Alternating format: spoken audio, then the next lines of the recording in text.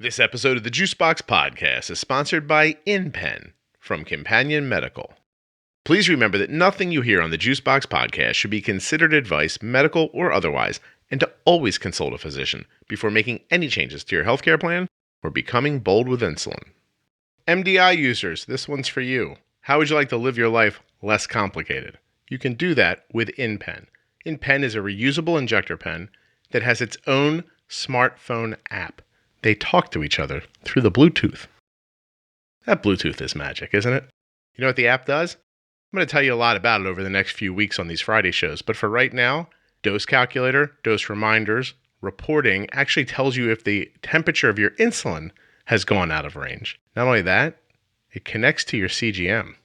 Ooh, I got you there, didn't I? An app on your phone that connects to your continuous glucose monitor that connects to your insulin pen.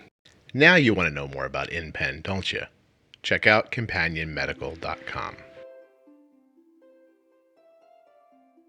Welcome to Ask Scott and Jenny.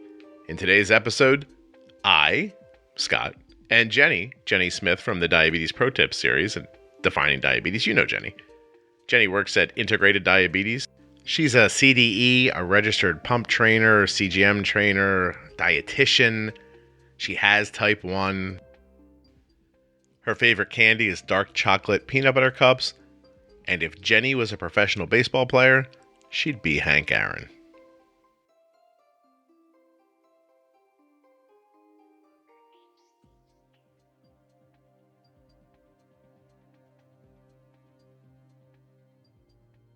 In today's episode of the show, Jenny and I are going to be taking questions from you, the listeners.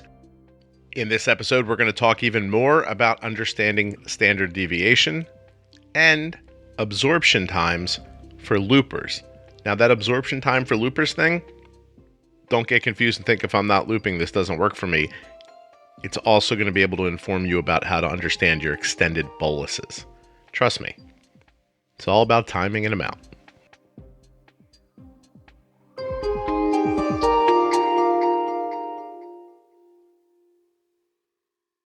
Meredith asks one. It's interesting, Jenny. After we did standard deviation in a defining diabetes, I get this question a lot now. So obviously there's something we didn't say in there, or we caused more questions than we meant to. I think I read this one. What is a good target for standard deviation? And if you set your targets tightly for alert purposes, will it look like your standard deviation is greater? Will that not affect the value? Now, Meredith, we did talk about this in the episode because I've had the same thought. But I'll let Jenny go over it one more time in case we missed something in that episode. Yeah, so standard deviation really speaks to the variance of up-down. So even if you had your target set, let's say in your CGM, you have your target set from 80 to 120, let's say, a very tight target, okay? But you have this roller coaster that's happening, this up, down, up, down, up, down, up, down, from, on the low end, maybe in the 50s, and on the high end, maybe up to like the 120s. You're going to have a higher standard deviation because the variance, even within that target that you're still meeting, you're still having a roller coaster. Right. Now, the standard deviation is going to get higher if you have more variance. Let's say even if your target is that 80 to 120 and you're going from 50 all the way up to 300 and way back down and way back up to 250 and back down, then the standard deviation is even going to be larger than it was with a roller coaster within a target. The aim for standard deviation, I'm always kind of cautious to say we're aiming for a standard deviation of this solid rock, this one number. The lower the standard deviation, the better. That's the easiest way to say it. I mean, if you're looking at a standard deviation of 70, you've got a heck of a lot of variance. You do. Your CGM graph probably looks like a roller coaster at an amusement park, right? That's not what we want to aim for. Even within a tight target, you still don't want all of this happening. Right. You want more gentle rolling hills from, within less or within a tighter range, right? That's going to bring the standard deviation down. So if you have, a target range set from 150 to 180 and you're meeting it and your standard deviation is 21, that's a beautiful standard deviation, but your target is leaving you high. Right? So you're doing a good job of keeping things to a minimum as far as excursions, but you just need to ratchet your target down to keep that same low standard deviation. So I hope that makes sense. I'm going to share what we do because it's by no means the rule, but it's a place where I've become comfortable with living life and finding a balance, right? Mm-hmm. So Arden's target is set at 70 and 120. Mm-hmm. I'd love to be between 70 and 120 as much as possible. It's not as much a target as it is alarms for me. Like, when do we get above 120 so I know what to do, right? I love for Arden's standard deviation to be lower than it is, but in honesty, I try just not to go over 40. Like, that's and that's not great. Yeah. But it's I shoot for more like 35. I try not to go over 40. If you look at Arden's graphs, they're interesting in that 18 hours of the day, her blood sugar is like 80, most of the time. There's 2 meals that cause the variance. Cause a variance, right? And she'll jump up. Usually it's like 180, 160. Conventional pumping, I was able to get down a little more quickly. Mm-hmm. What we're doing now, not as fast. But conventional pumping, I didn't have 18 hours of 80 that was solid. So in my mind, it's a bit of a trade-off, and I'm learning how to do the meals better. I think that you should think about standard deviation more in the context that Jenny put it in. You don't want it to be 70. Not good, right? But if you're shooting for 20% or something like that, probably not that realistic. So I've heard under 40. I don't know where I've heard that from. Is that a reasonable, like, Mendoza line for under 40? Absolutely. I mean, if you're really, I usually with the people that we work with, trying to aim for, the 30s or without consistently running just way too low with little deviation. The 20s can be great as long as, like, Arden is kind of hovering at that 80 with little deviation. Great. Yeah. That would be awesome. You might be in the 20s, but 30s is kind of where we aim overall, with a little bit lower or whatnot, depending on what situation in life you might be at too. Yeah. With the women that I work with through pregnancy, we aim lower, tighter, overall everything. Let me give you an example, because I'm looking at a live graph for Arden for 24 hours, right? So in the last one day, Arden's A1C has been 5.8, with an average blood sugar of 119. That put her standard deviation at 42. Now, if you go out over 90 days, Arden's average A1C is 5.6. Mm-hmm. Over 90 days, her average blood sugar is still 115. But her deviation will probably go up. It does. So it says 45 over the last 90 days. Now, we are still learning some things, and so we have some more prolonged blood sugars. But for instance, in the last 7 days, her standard deviation is 38. Right. So as I get better at it, over the last 90 days, because, of this loop thing, you see it come down. I will get the deviation consistently under 40. I think it's going to be more consistently like 35 once I figure out the meals. But then, I think Jenny's right. Like, once you have the tools in place and things are working, I see standard deviation not as a target. I see it more as, I don't want to call it a report card because I don't mean it like that, but I think of that more as something you look at later to say, oh, things are getting better, not something you look at day to day. It's like a comparison almost to say, this is where I was, this is where I am now. Oh, it looks like it has improved. Yeah. I would look at, if you're looking day to day, I just look at average blood sugar and I try to keep it lower. And then I look at deviations, like high deviations. Obviously, I don't want any low blood sugars. We don't have a lot of problems with lows. But I don't want to see big spikes that last too long or big spikes at all. Right. So, Meredith, I hope that answers some question in there. I'm about to tell you something about InPen, and I think I should first warn you, it's possible the information could blow your mind.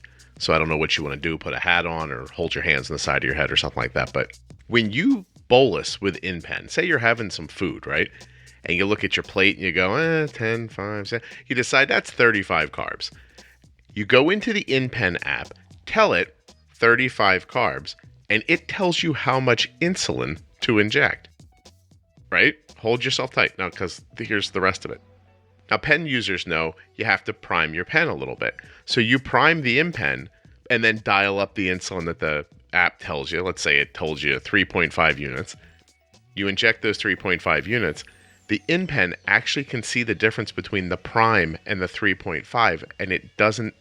So you know what I'm saying? Like when it's calculating how much insulin you have, it's not saying like 3.5 plus the priming amount of insulin. How does it know? Fascinating, right? Like just boom. I don't understand. I mean, for a pen user or somebody who's doing injections, this is an incredible leap. Your insulin on board is being kept by an app on your phone, and it can see the difference between the priming of your pen and the bolus. Get out of here. You obviously need to know more. CompanionMedical.com. There's links in your show notes and at JuiceboxPodcast.com. And one more thing. Starting, I think, next week, maybe the week after, these ads are actually going to be a conversation with InPen user and world champion paddleboarder Fiona Wild. Fiona's going to tell us what she loves about InPen. It's enough of me telling you what I can, read in a PR kit. Let's hear from a real user. I'm wondering about carb types, entering into Loop. I get confused about what to put when I'm eating a combo meal. For example, what if I'm having pizza and fruit, or a burger and veggies, or, like yogurt, fast carbs plus protein? She said, I thought maybe since Jenny was a dietitian too, this might be something she can help decipher. How to bolus for different combinations. So what Maddie's bigger question is, and how this will work out for the rest of you, is she's really asking about absorption time, I think, in Loop, right? And glycemic index, right, to a conventional pump system. Yeah. In conventional pump system, it's going to be glycemic index and the idea of extending boluses or temp up or something like that. So it's correct. Slightly different tools, same reason. But to give people context who don't use the looping system, you'll tell the Loop, hey, I'm eating 35 carbs now. And then you have to tell it how long you expect it to be in your system, how long you expect it to take to absorb. Is it 1 hour, 30 minutes, 2 hours, 3 hours, like that kind of thing. If you get that absorption time wrong when you put the carbs in the Loop, it causes a lot of high blood sugars when you get it wrong the wrong way. So do you have any thoughts on this? Because I'd actually love to hear them. I'm going to sit back and listen like a listener for a second. It's a very good question. I think that the icons that are within the fast, moderate, and slow groupings, if you are a looper and using them, are defined by like a glycemic index nature, right? Their fast ones are going to get absorbed pretty quickly. Loop says they're 2 hour. Moderate or like a 3 hour, really slow, which would be like high fat, really high protein kind of meal, would be a slow absorption, right? Icons like a lollipop, a taco, or pizza. Okay. Now, most mixed meals, she brings up a good question. Most mixed meals that are a content of carbohydrate and protein and fat and healthy fiber, a good example being something like grilled chicken, steamed veggies, and maybe like quinoa or brown rice or something like that, right? That's a good mixed meal. A 3 hour absorption would be a good place to start. It's mixed. You've got a little bit of everything. Now, on the flip side of that, let's say you have like a thumb size of grilled chicken, one broccoli spear, and a plate full of brown rice. Absorption time there is based on the content, right? The content, but the portion. That's the glycemic load. It's not only glycemic index, but it's the amount. If you've got a plate full of high index carb that you're eating, very minimal little other things, that's no longer a combination meal. Right. That's more like a 2 hour. That's like, it's fast. Now, rice is, as an example in this, can be a bad example because some people's experience with rice can be longer impacting. Same thing with pasta. Some people get really quick impact from pasta. Some people get really like long drawn out. And I mean, if I went into it further, some of it has to do with cooking method and again, what you eat with it and whatever. But in a simple answer, most combination meals that are not heavy, simple carb should be about a 3-hour absorption. Okay. 4-hour absorption would definitely be those meals like she's saying. Let's say I'm eating a big old cheeseburger and French fries, but I'm also having an apple on the side.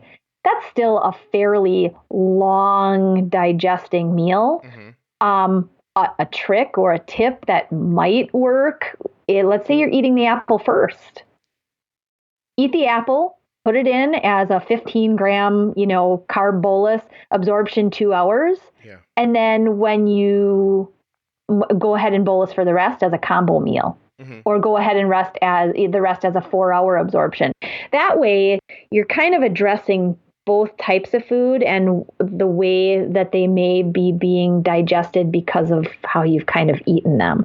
Whereas the apple at the end of the meal, sitting on top of the burger and the French fries and whatnot, group it in. It's a 4-hour absorption. Okay.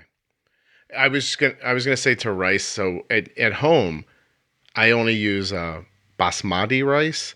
It's okay, and that does not impact Arden nearly like if we were to go to a Chinese restaurant. She was just going to grab like white rice. Right.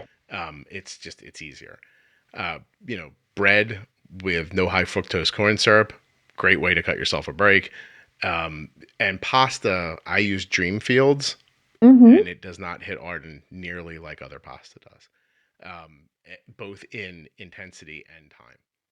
So there are sort of ways to like cheat around it with certain foods. And what you said about cooking methods, I just made another another note for myself about something we could talk about in the future, because that's really interesting.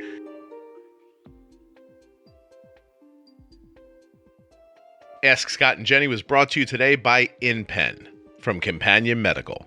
Please go to companionmedical.com or click on the links in your show notes of your podcast player, or the ones you can find at juiceboxpodcast.com for more information. Just think about what it would mean if your insulin pen could keep track of your insulin on board and so many other things. Just like a pump. The InPen is fantastic. It's like that little train that just keeps going. You know what I mean? It's climbing, chugga, chugga, chugga. That thing, you know what I mean? It's like, ain't no stopping us now. That's not the train, but if the train could sing, you know what? If the little engine that could sing, I imagine it would sing Ain't No Stopping Us Now. What would that even sound like? I'll leave you with that thought as it fills your head all day long and torments you. You know what? That's not fair. You need to get that out of your head. Do this instead. Think about this. companionmedical.com or the links in your show notes or at juiceboxpodcast.com.